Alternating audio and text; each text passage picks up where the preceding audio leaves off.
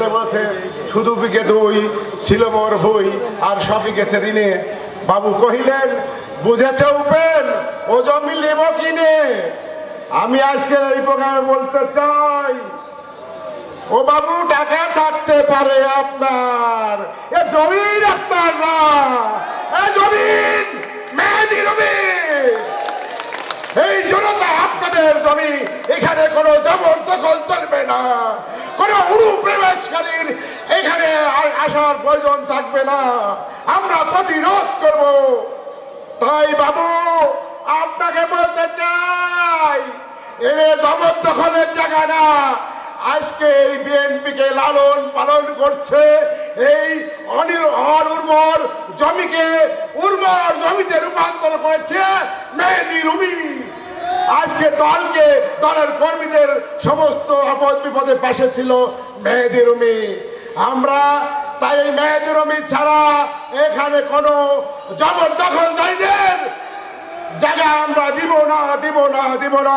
আমাদের রক্ত, আমাদের ধমনীতে এক বিন্দু রক্ত থাকতে কোন অনুপ্রবেশকারী, কোন জবরদখলকারীকে এই বিএনপি কুমারখালীর মাটিতে মেহেদী রুমি ছাড়া আমরা কাউকে মেনে নিব না, নেব না, নেব না। আমরা চাই হঠাৎ করে উড়ে এসে জমে বসবে এরকম ঝগড়া চলবে না। আপনারা দেখবেন নদীর বিভিন্ন পানিতে যখন কিছু নতুন অতিথি পাখি আসে দেখতে খুব ভালো লাগে। আমরা সারা বছর দেখি বক, চড়ুই পাখি, বিভিন্ন ধরনের নদীর পানিগুলো দেখি, কিন্তু হঠাৎ করে বড় বড় পাখি কিছু আসে এইসব ছোট ছোট পাখিকে গ্রাস করে খায়। ঠিক আমাদের রাজনীতির মাঠেও এইরকম কিছু ঘটনা ঘটতে যাচ্ছে।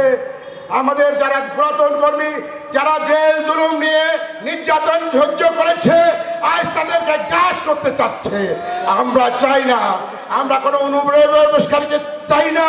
এই কুমারখালীর মাটিতে কোনো জবরদখল চলবে না। তাই আমরা চাই আজকের এই অনুষ্ঠানের মধ্য দিয়েই একটি ঘোষণা দিচ্ছি, আমাদের নেতা সৈয়দ মেহেদী আহমেদ রুমি উনি আগামীতে নির্বাচন করবে। জাতীয় সংসদের নির্বাচনে আপনারা মাঠে নেমে পড়বেন এই আশাবাদ ব্যক্ত করে সবাইকে সবার সুস্বাস্থ্য কামনা করি। আগামী নির্বাচনে দেখা হবে রাজপথে, কথা হবে মিছিলে। খুদা হাফেজ। বাংলাদেশ।